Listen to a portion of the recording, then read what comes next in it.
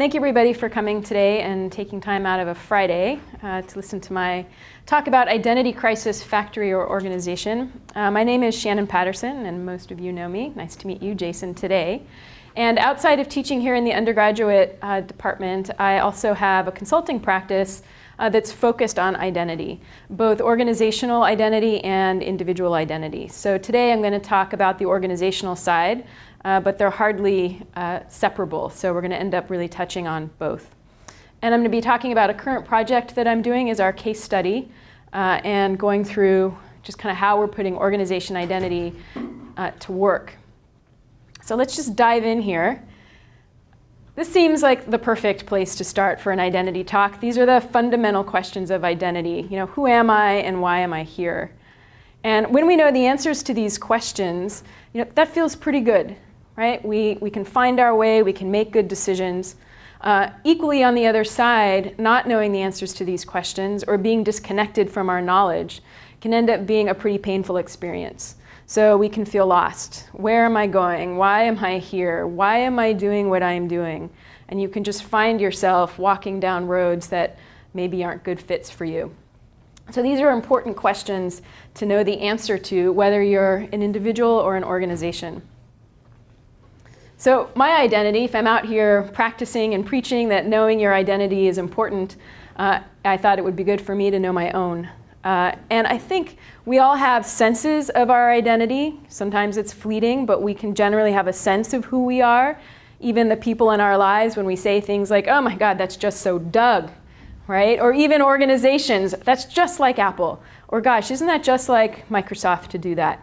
So we kind of have a sense, but we live in a world of language. So it's equally important and powerful to be able to articulate that sense.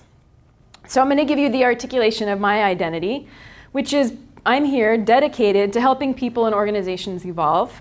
So that gives you the why. That's why I get up in the morning. It's fundamentally what I'm driven to do. I can't help myself. Even when I worked as an engineer in transportation planning, I was always finding ways to help people and organizations evolve. The other part of the identity work that I do for individuals and organizations is to clarify the how. By doing what? What's your unique way of doing that? And so I like to create practical experiences that tap into the power of identity, and I use inquiry and also the power of community. So even coming to work here at Argosy, I used this statement, this information, to help me decide, was Argosy a good fit for me? Was I going to be able to help people and organizations evolve? The clear answer was yes. Did it involve opportunities to work with people on identity? Certainly. Students are always figuring that out as they move through their programs. Inquiry, good learning, the Socratic method, and community, obviously our learning community here. So it was a great fit. So that's how my identity helped me make decisions and practice good leadership in my life. Part of why I'm here today, I don't know if I would be here today talking about this subject if I hadn't read this book, Identity is Destiny. I had a moment when I read it, this was back in 2007, maybe you've had this kind of moment yourself where you go, yeah, what he said. I've been trying to say that for the last 5 years. So that was the experience I had when I read this book.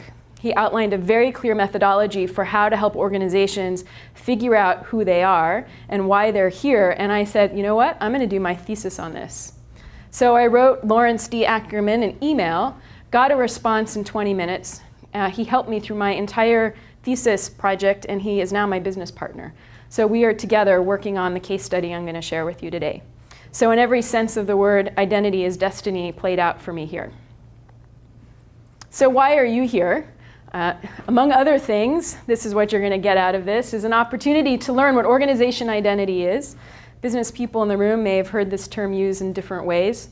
So I want to clarify what it is, and more importantly, its potential to help leaders really overcome some of the challenges that they're facing in today's world, to help organizations be successful. So that's what we're going to cover here. And let's just get right into the kinds of challenges that organizations are facing. So without a doubt, the rate of change is going up.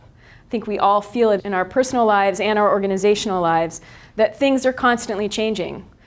How do I respond? So we're always faced with what now? What do I do? How do I react? Along with that, complexity is on the rise. a big part of increasing complexity has to do with how connected we are. So we're so much more aware of all the alternatives, all the options. We have too much information. How do we sort through it? Right? How do I move from reaction to response?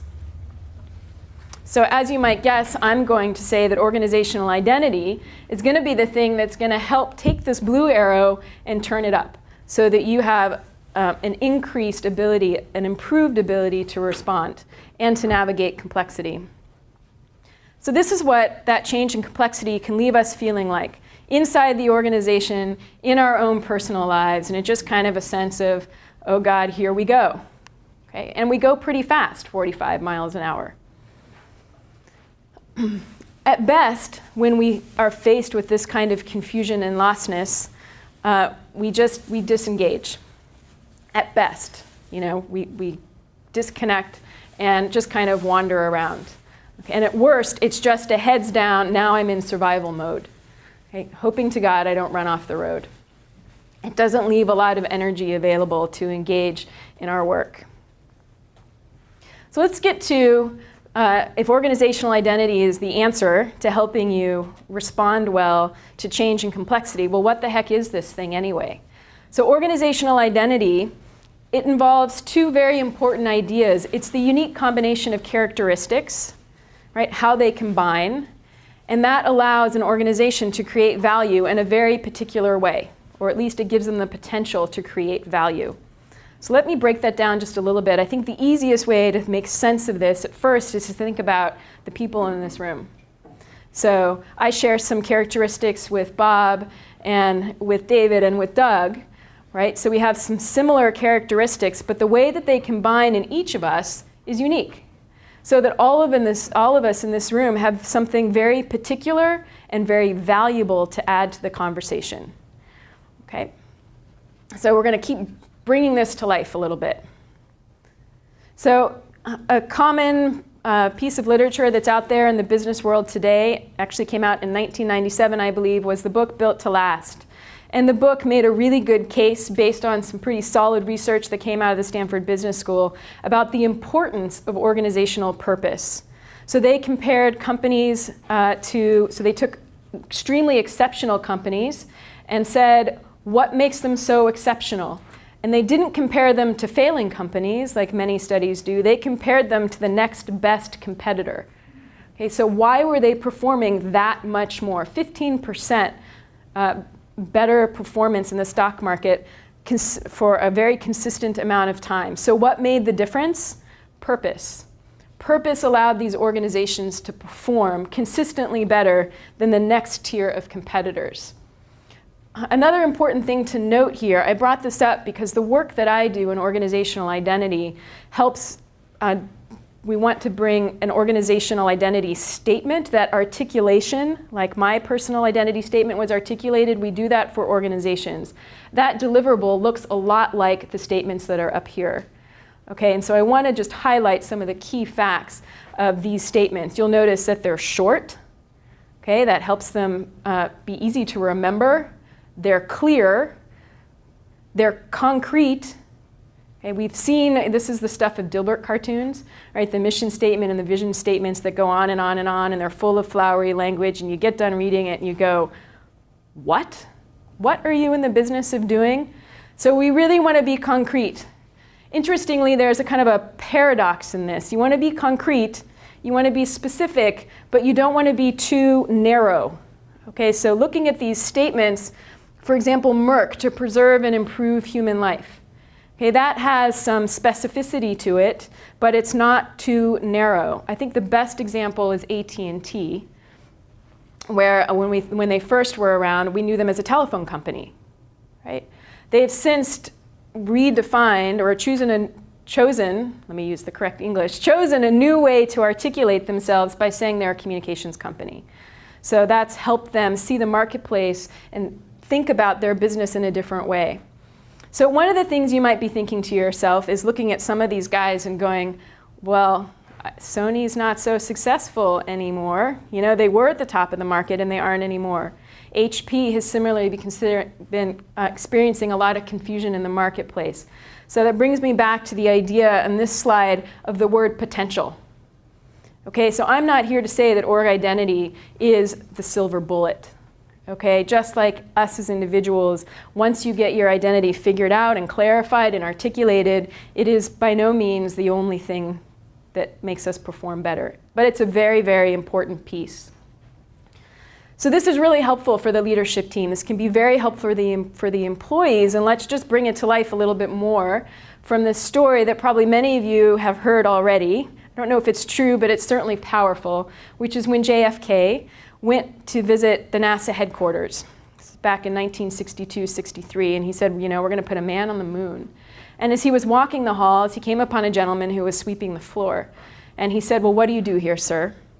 And instead of getting the obvious answer, which is, I'm a janitor, the gentleman said, I'm helping to put a man on the moon. Okay, so it's really important. If you have a simple statement like that, you can have that be meaningful to everyone in the organization. Everybody knows what they're contributing to. It's easy to be engaged with that kind of clarity. I know what I'm here to do. So I want to say something about this research as well. So the Built to Last research established that organizations perform better when they have purpose. This gentleman here, Drive, has anyone read this book? Heard of this book? It's a great book. I mean, there's a lot of information out there about motivation, so he didn't particularly break any new ground, but he did make a couple of important distinctions. So he just made the case that not only people need purpose, I mean, duh, but they do. And what was important about what he had to say was that the more complex the environment, the more complex the cognitive task, people needed to have three things. So in today's organizations, things are without a doubt complex and requiring a high degree of cognitive ability, right? Conceptual thinking and creative thinking. And so what do they need? People need mastery. Okay? They want to get better at what they do. Okay? So give them the chance to do it. People want autonomy. I want some freedom. I want to be able to self-direct my work. And the third thing they need is purpose. Okay, why am I here? What am I doing this? People want to make a meaningful contribution.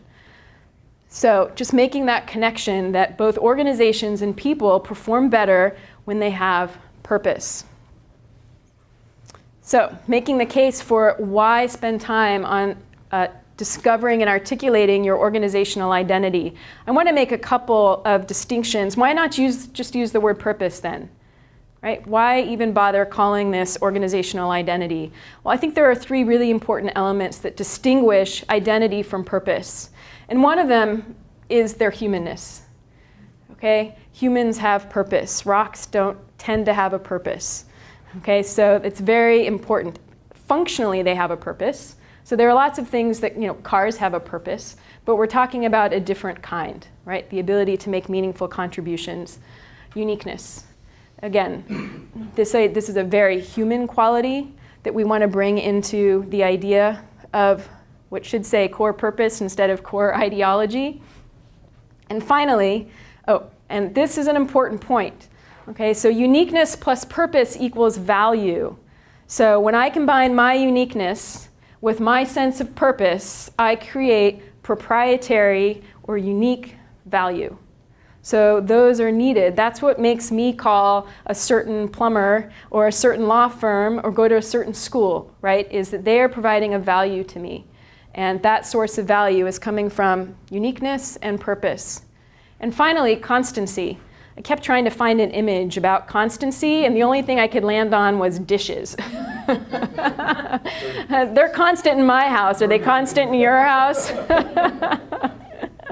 So our purpose sometimes can change in life. However, our identities, sometimes we can lose them, lose touch with them. They tend to be pretty enduring. So Pam is always Pam, right? We have a sense of ourselves over time, and like that example I gave earlier, a sense of others around us. Oh my God, that's just so Pam. Okay, so there is an enduringness to this idea, which is important to why organizational identity can be helpful. So these three components are what distinguish identity from purpose, at least in the methodology that I follow. So you must be thinking, or you might be thinking, if you spend time in business, well, we have all these other things. And why are you going to ask me to add one more concept into my life? Aren't you trying to reduce complexity, Shannon? Aren't you just adding it? Well, I'm going to hopefully show how it brings simplicity and clarity. So organizational identity allows you to combine purpose and mission. And it just replaces that by saying why we're here and what we do. Vision. Vision is a picture of what the world is going to look like, right, when you realize your identity. And that changes over time. So what it looks like to me this year, what it looks like to me 5 years from now, the vision of the way I want my life to be changes. But I am still Shannon. Values. So as we're heading towards realizing our identity, achieving our vision, our values tell us what's important along the way. Strategy, those are the series of actions we take in response to our environment. Our organizational identity, our personal identity, helps us choose what are the best actions. And finally, brand. So a lot of times these two terms get used, organizational identity, corporate identity, and brand are used interchangeably. And I want to make the distinction that organizational identity is the source of brand. So brand is what is communicated. Okay, the way that we find organizational identity, which I'm going to cover in a minute, is not just asking, not an aspirational process. Okay, so it's something that comes from deep within the organization. So getting back to the whole idea, why are we talking about this? Organizational identity is what's going to help complexity and change feel a little bit less chaotic. So I want to bring it to life in the case study that I'm actually doing right now, which is with an organization that I'm just going to call SEALS. The SEALS organization is actually a part of a larger company. So in that way, this case study is pretty unique. Organizational identity we tend to do for whole organizations, but in this case, we're doing it for a business unit. Okay, we're doing it for the SEALS business unit. So more about the business unit in a second. Let's just clarify, what is a SEAL? Who knows what a SEAL is?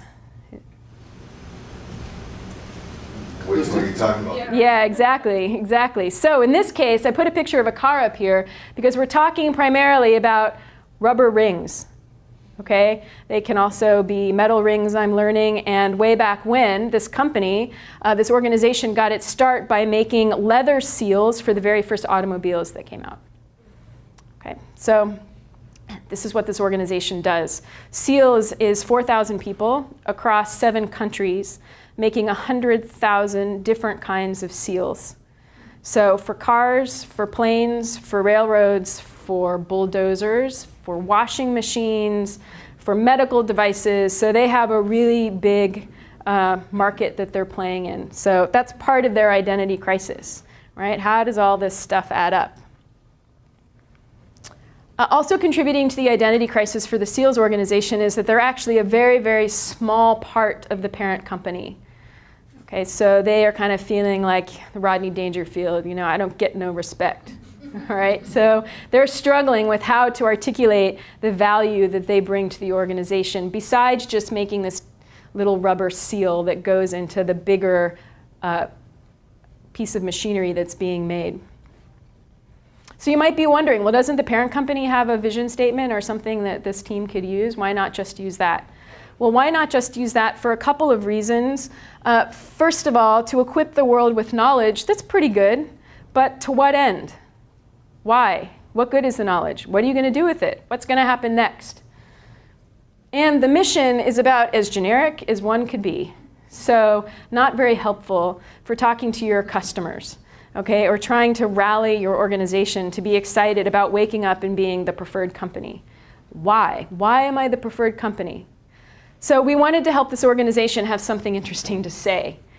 There were 5 challenges that this organization faced, and here I'm going to run through them. There's a lot of information on this slide. So one of the first challenges is the SEALS organization is really young relative to the parent business. So the parent business started in 1907. They were in 20 countries by 1920. And the SEALS part didn't come on board until 1970. So they're just kind of young. Part of why they don't get no respect. They also have less experience working across the globe. So they started doing that in 1990 whereas the parent organization's been doing it since 1920. So they're just trying to figure out, how do we get our act together globally? What value do we provide? How do we rally our troops to do this?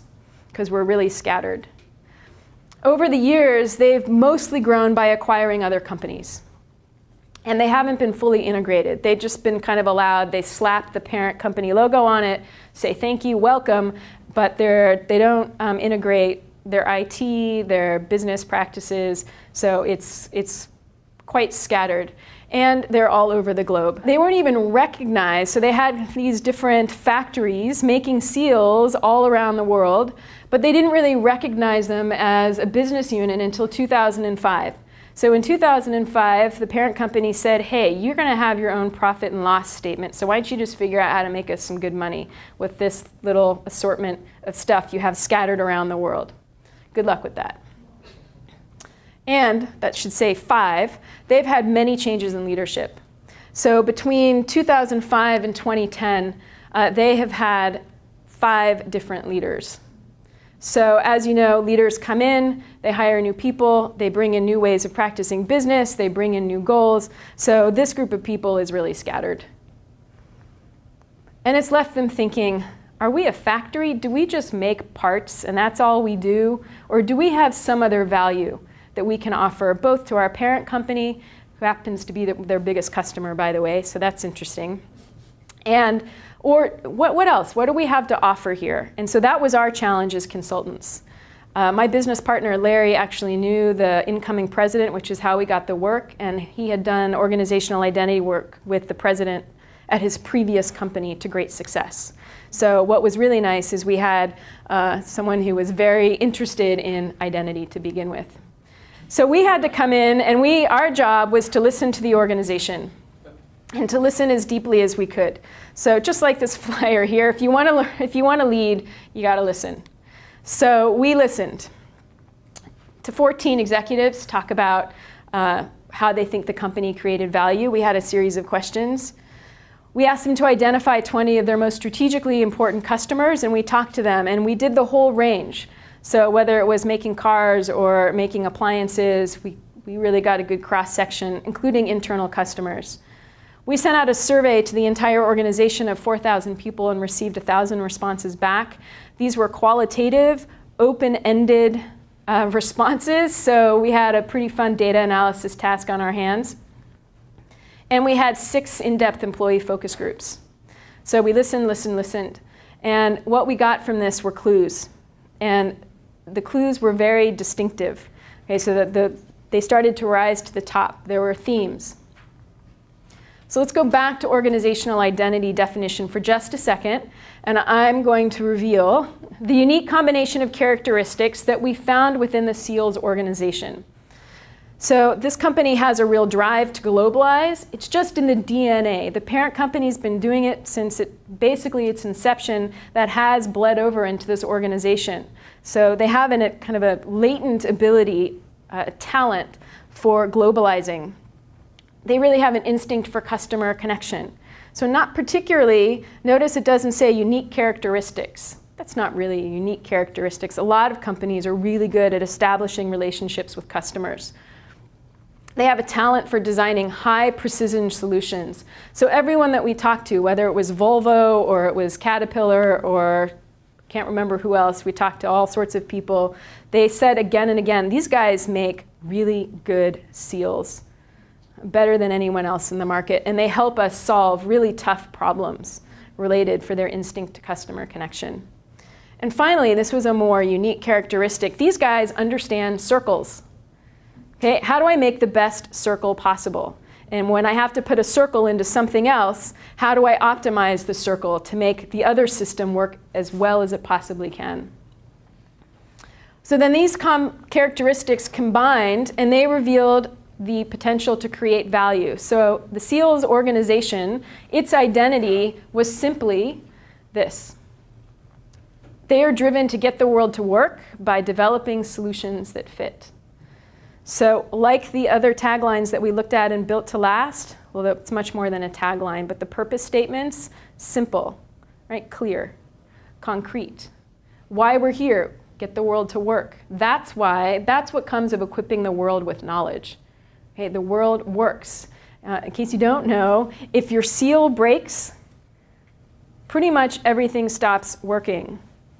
Okay, so that little insignificant, cheap, small little piece is incredibly important if you want to wash your clothes, drive your car, any of the things that we do today. And this also tells you how and what. So we develop solutions that fit. So simple statement, and we're going to help the organization pretty much solve those 5 problems. It's the work I'm in right now, actually. So going to Guadalajara next week to work with the leadership team. So just to help make a connection as they start to talk to the parent company, we didn't want to create any conflict, right? Like, why are you running off with your own identity? Hello, you're part of us.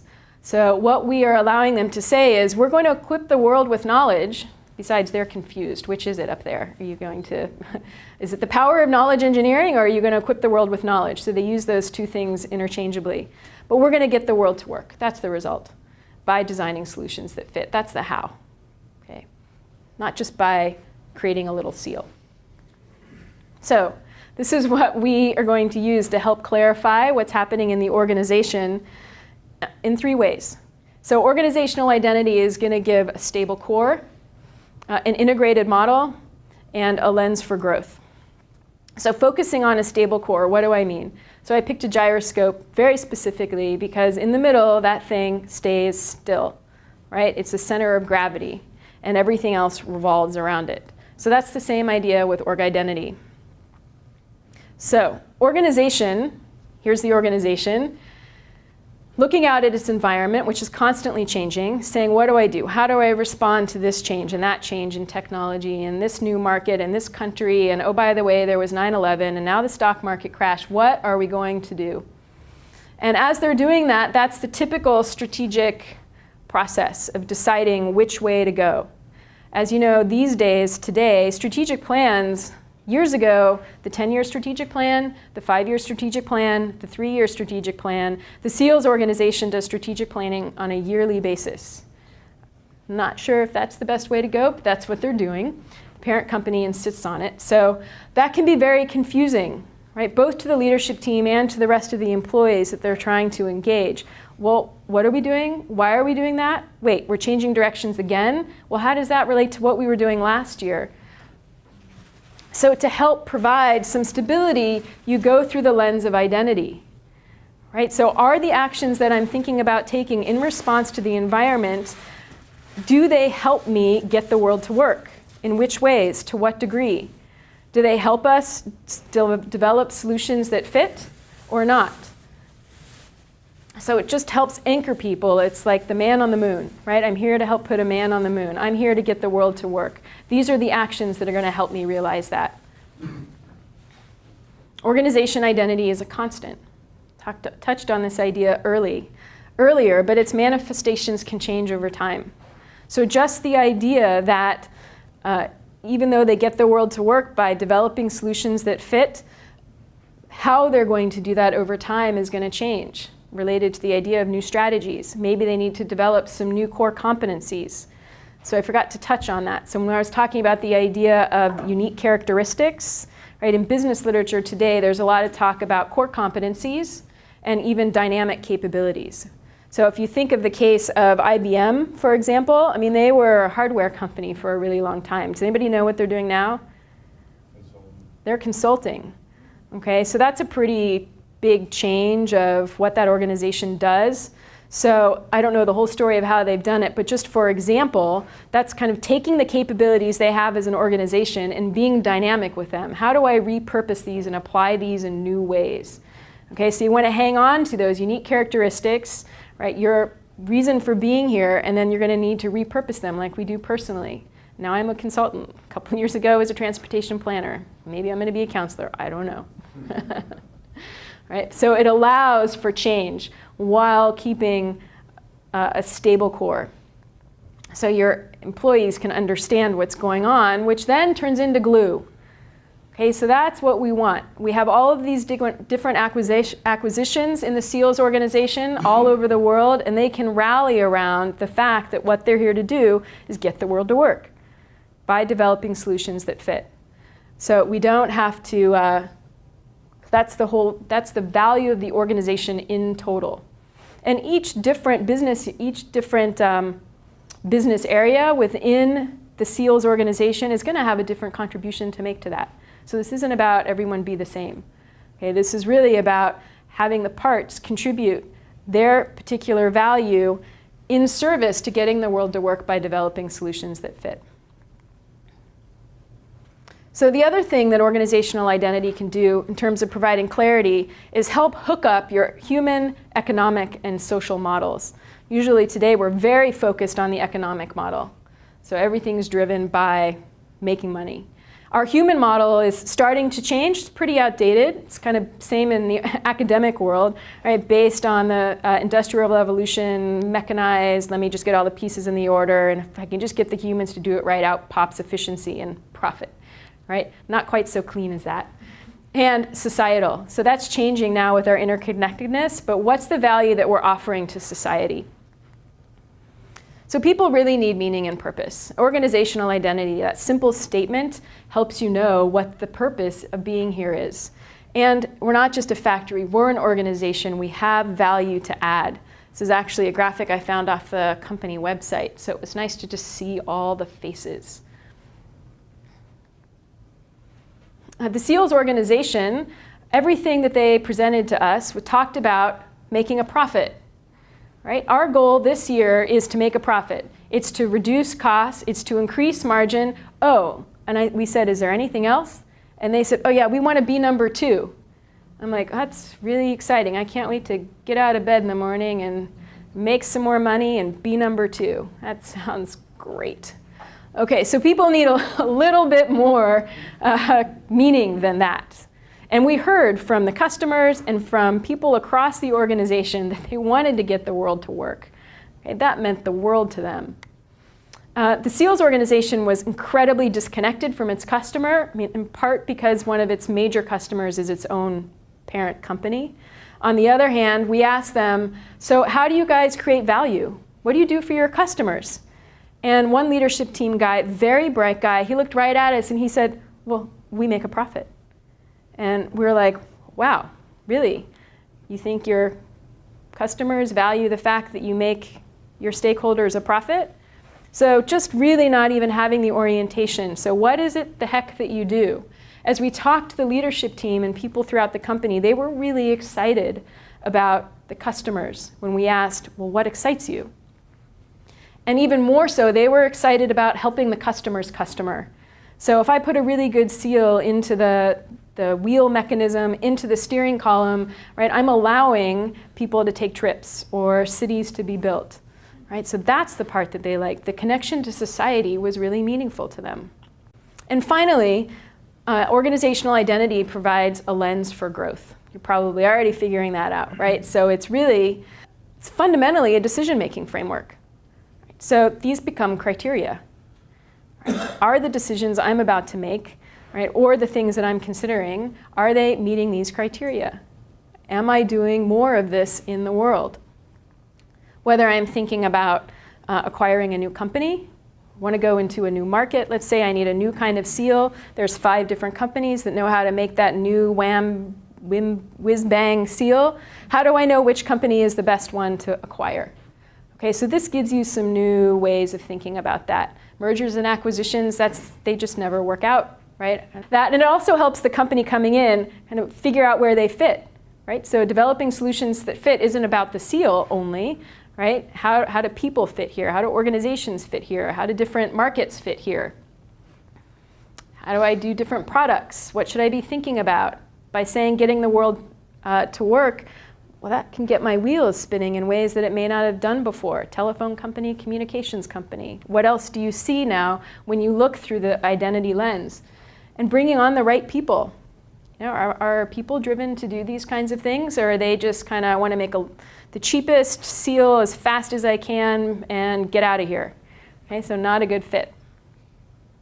So these are the 3 ways that organizational identity provides clarity: a stable core, an integrated model, and a lens for growth. So that organizations have a way to respond intelligently to all of the change out there, right? They're not just picking the willy-nilly solution that sounds good that I should be doing. I mean, just think about this from your own experience, right? Have you ever made decisions that it looked good on paper and everyone agreed you should do that, but somehow you just knew that was not the right decision for you? Okay, so now we have a way to help leaders think about it and talk about it amongst themselves and with the rest of the organization, and to just ferret out the complexity. Right? So of all the things we could do, we really need to stay focused on getting the world to work by developing solutions that fit and using our identity muscles. So those characteristics, the drive to globalize, the instinct for customer connection, those are the identity muscles. So strengthen those. And hopefully, right, you have a chance to turn that, right, into this. So it's still a curvy road. You still can't see always what's coming around the bend, but at least you're all going in the same direction. Okay, and what's important about organizational identity or just identity-based leadership, whether you're talking about your own life or an organization, is it's a discipline and it's a practice, right? And just like the speed here, you got to slow down, right? And listen. What is it that I'm here to do again? What's the best way for me to do that? Okay, now I can make my decision. So if organization and individuals, right, are really driven to make contributions and to have a purpose, then lead them in the same way. So this is a way it also connects within the organization. It's a very understandable model when you talk about identity. People get it. So it kind of makes the hard stuff of leadership, they hear all the fancy words, strategy and initiative and this and that, very understandable. So that concludes my talk. I love this quote from Neil Donald Walsh, a spiritual man.